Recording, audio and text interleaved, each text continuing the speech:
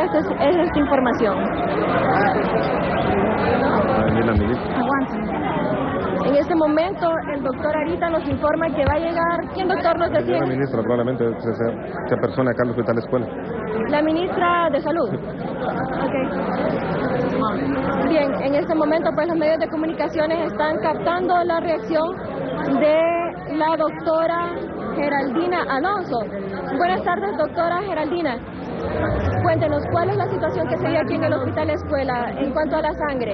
Estamos ahorita pues monitoreando la necesidad que puede necesitarse de productos sanguíneos y estamos monitoreando pues el ingreso de los pacientes y si va a haber necesidad de una terapia.